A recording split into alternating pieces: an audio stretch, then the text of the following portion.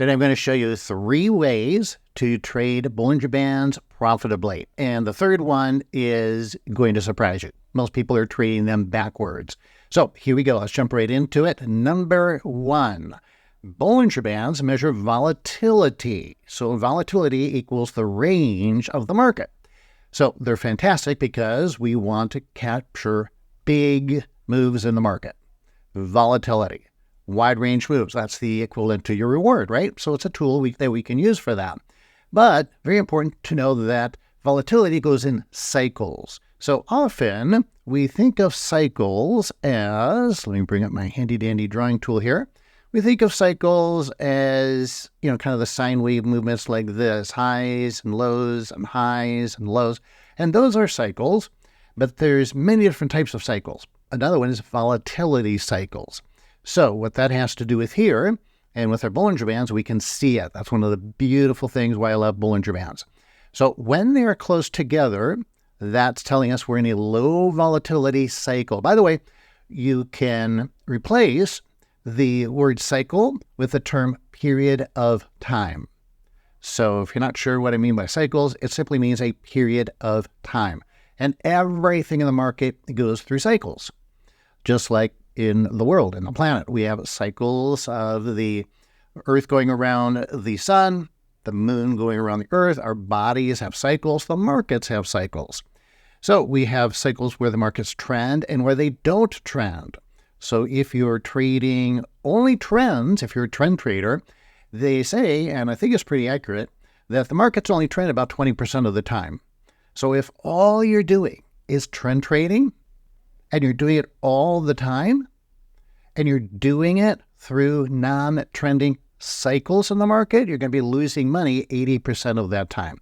So trend trading should only be done during trending periods of time, or the times when the market is in a trending cycle. So same thing here with volatility.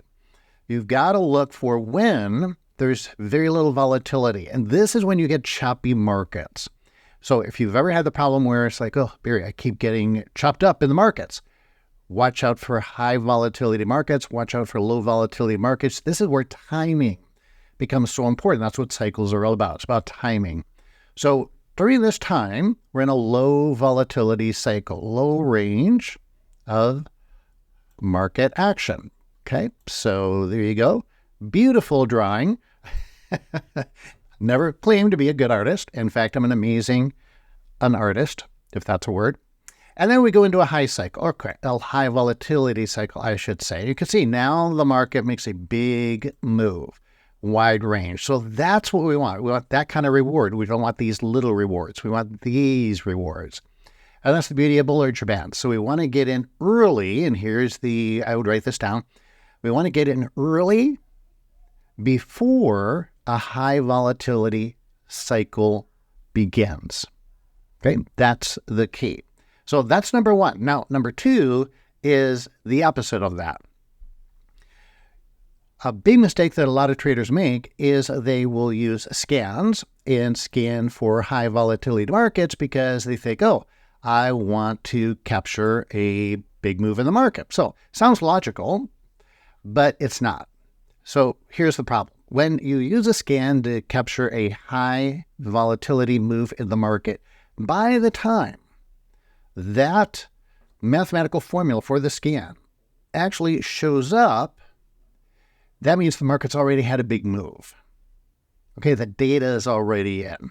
And now we're about to go into a low volatility time or cycle. And that's why it's so important to understand that volatility has cycles. You don't want to trade up here. You don't want to be buying up here. It's like, oh, this is when the scan might catch it and say, oh, we're in a big move. And so you buy. But now timing indicates that, oh, we're about to go into a low volatility period of time. And that's exactly what happens. So you're catching the end of a high volatility cycle. So it's similar to the trend is your friend until the end. Except with this one, it's volatility. So the same thing, volatility is your friend until the end. So again, the word early is operative here. All this is about timing. All trading is about timing, getting in before everybody else and getting out before everybody else. When everything's obvious, then everybody and their parakeet's getting in. It's the technical analysis equivalent, actually, of buy the rumor, sell the news. That's what it is. So we are buying almost the rumor of a high volatility period of time starting. And then when the high volatility is already seen in technical analysis, that's when we're selling, we're getting out. All right, so that's part 2. Let's move on to part 3. Part 3, as I mentioned, is the most important one. So pay special attention to this. What we've looked at so far is known by a lot of people, and it seems logical and it makes sense. And it does make sense, but here's the problem. So you see now, okay, we've had a high volatility period of time, high volatility cycle. Well, actually the market's moved all the way down from there, all the way up to here. So nice big range, beautiful. And now you would look at this and say, oh, the Bollinger Bands are tight together, therefore we have a low volatility cycle. And that is true. We have a low volatility cycle. But watch this. Here is where most people mess up, and they do not get this, and therefore they lose a lot of money. Let's move the chart forward here. So now we're going to expect a high volatility period of time, and spoiler alert, we are going to get it. So I'm going to move this forward just bar by bar. Okay, boom, there we go. Kablambo. That's an official technical analysis term that all professionals use, by the way. So sure, we get a big, big move. Now, so we're getting high volatility coming in. But whoa, wait a minute. Now we get a big green bar going up. So wide range red bar coming down, wide range green bar going up. So we've got volatility, but oh, now another wide range red bar going down. Now what's going to happen? Oh, okay, another red bar. Oops, another green bar, another green bar, another red bar. All these are wide range bars. So again, the range is volatility. That's what volatility means, the range of the market. Now a green one.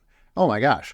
So if you were to short this, buy puts on this, you would be chopped up. So even high volatility markets can chop up your account. And now it happens, don't you? Oh my gosh, now it explodes to the upside. So maybe going long was the correct thing to do. And let's just go through these bars a little faster. Wait a minute. And now it's coming back down. Oh man. All right. And down she goes.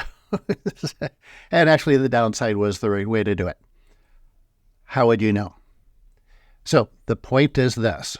Volatility is uncorrelated to direction. I'll say that again. Very important. Highly recommend you write that down. Volatility is uncorrelated to direction. Just because you're getting a lot of volatility coming in, the market's moving, covering a wide range of price, has nothing to do with whether it's bullish or bearish. And that's where a lot of people get messed up. They can still get chopped out. So you need, again, some sort of indication of direction. There's many different, what I like to call energies in the market. So you've got your trend. Now, trend, that's direction. So you need some sort of trend indication. And then you've got volatility. So we want to catch big moves. That has to do with our risk reward. Small risk, big reward. Now, that's where volatility comes in, but only if you have a clear direction, not in a non-directional market. Here again, you can get a non-trending market where it's in a non-trending cycle, but lots of volatility. If you're familiar with megaphone patterns or expanding triangles, that's what those are. High volatility, non-directional markets, and those can chop up your accounts a lot. So the energy of direction, which is trend, volatility, support resistance, and cycles. We talked about cycles briefly, and that is when exactly to get in. Now, this is my scalpel tool. So we have all these tools that measure money flow in the market. And ultimately, that's what these tools do, is they're all to follow the money flow, the supply, the demand. That's all they are to do. Mathematically, give us a measurement of supply-demand imbalance. And so what the scalpel tool does is it gets you into the penny, to the pip, to the tick of exactly where you want to get in to minimize your risk. And if you want to get that tool, I'll be happy to share that with you. In fact, I give it to all my viewers. You're a viewer, so you get it. Just go to indicatorwebinar.com. You can pick it up there. I did a little webinar that I've recorded now, so wherever you are on the planet, you can get it for free. And it's an indicator that's already in your charts, by the way, for full disclosure. But I modify it, and I show you how to trade it in this quick little webinar. So go over there, check it out, and it's my gift to you.